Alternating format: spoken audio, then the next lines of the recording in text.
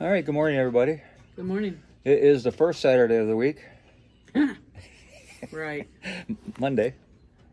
I'm reading that book there. Today, we're going to talk about Jesus walks on water.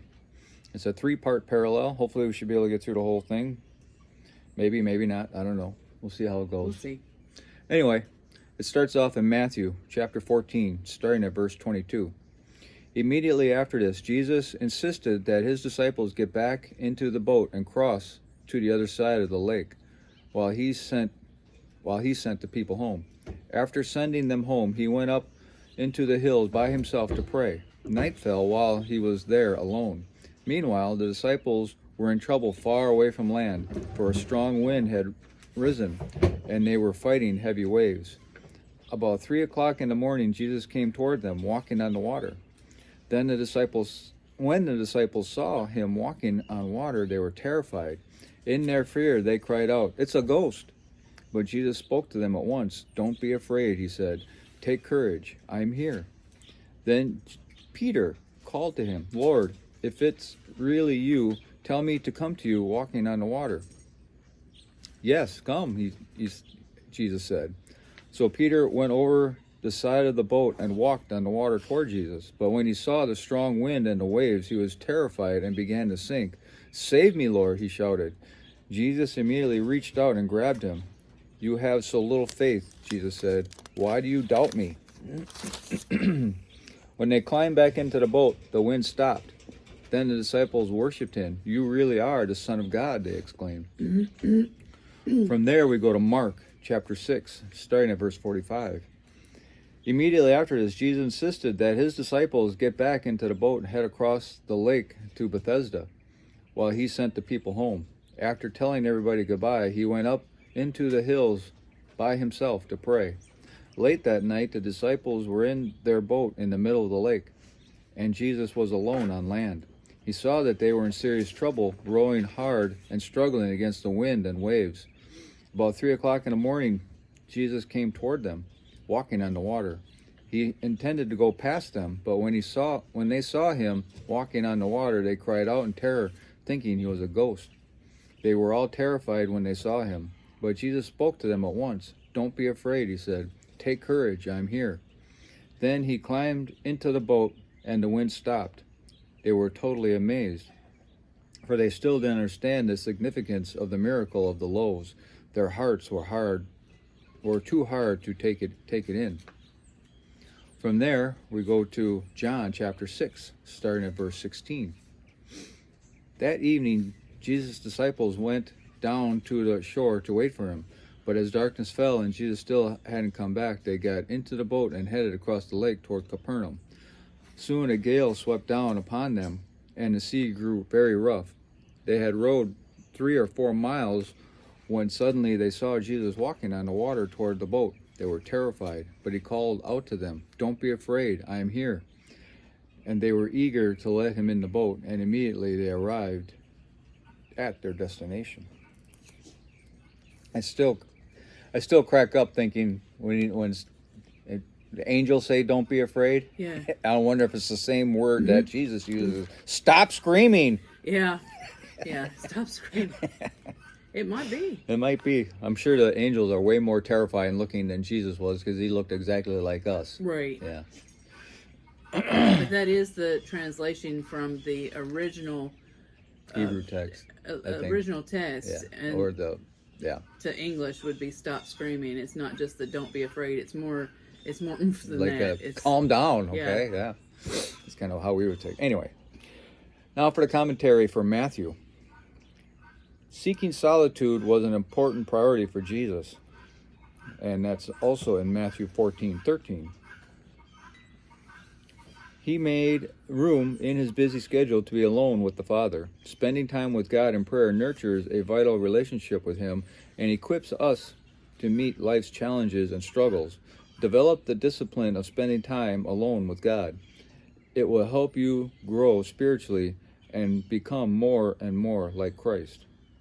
Peter was not putting Jesus to the test, something we are told not to do. Matthew 4, verse 7. Instead, he was the only one in the boat to react in faith. His impulsive request led him to experience a rather unusual demonstration of God's power. Peter started to sink because he took his eyes off Jesus and focused on the high waves around him. His faith wavered when he realized what he was doing. We probably will not walk on water, but we may walk through tough situations. If we focus on the waves of difficult circumstances around us without faith in Jesus to help, we too may despair and sink. To maintain your faith when situations are difficult, focus on Jesus' power rather than your own inadequacies. Although we start out with good intentions, sometimes our faith falters. It doesn't necessarily mean we have failed. When Peter's faith faltered, he reached out to Christ, the only one who could help. He was afraid, but he still looked to Christ. When you are apprehensive about the troubles around you and doubt Christ's presence or ability to help, remember that he is always with you and is the only one who can really help. Now the commentary from Mark. The disciples were afraid, but Jesus' presence calmed their fears. When you experience fear, do you try to deal with it yourself, or do you let Jesus deal with it? In times of fear and uncertainty, it is calming to know that Christ is always with you. Matthew chapter 28, verse 20. To recognize Christ's presence is the antidote of fear, for fear. The disciples still did not understand the real purpose for Jesus coming to earth. Their disbelief took the form of misunderstanding. Even after watching Jesus miraculously feed 5,000 people, they could not take the final step of faith and believe that he was God's Son. If they had, they would not have been amazed that Jesus could walk on water. Is your heart hardened against Jesus? Even Christians can be hard-hearted to Jesus' words. We can be informed about what his word says, and we can be amazed at how he has worked in other people's lives. But we can refuse to believe he will come to our aid in our time of trouble. Such a reaction is not unbelief, but willful, hard-hearted rejection of Christ's ability to help. Instead, take courage and trust that he is there for you.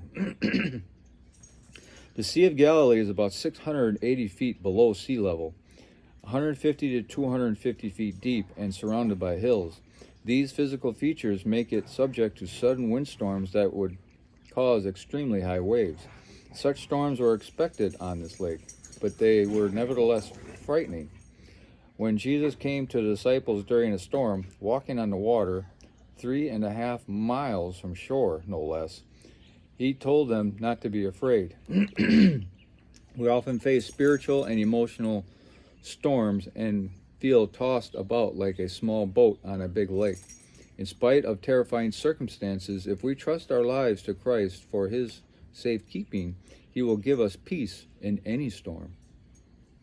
Sorry, that part was the start of the commentary for John. Sorry to mention that. The disciples, terrified, probably thought they were seeing a ghost. That's in Mark 6, verse 49. But if they had thought about all they had really already seen Jesus do, they could have accepted this miracle. They were frightened. They did not expect Jesus to come, and they weren't prepared for his help. Okay. I think that's all pretty self-explanatory. I mean, it's a lesson to be sure that, and to think they were 3.5 miles from shore. It's a long way. A long way. It's a very long way. So it took some time to get there. Yeah. And knowing when to be there. So he already started trekking towards them before they really needed them. So he was there at the exact time that they really needed to. Jesus knows when we need him, and he's always there willing. Yeah. It's just us that has to be Yeah. willing to give him our problems. And I guess my point quickly is that he started off to be there at that time. Mm-hmm. God already knows that, so he's going to be there at that time. He didn't wait for them to be in trouble and then go 3.5 miles, which would have taken them probably an hour to get there. Right. So, all right. Have a glorious day.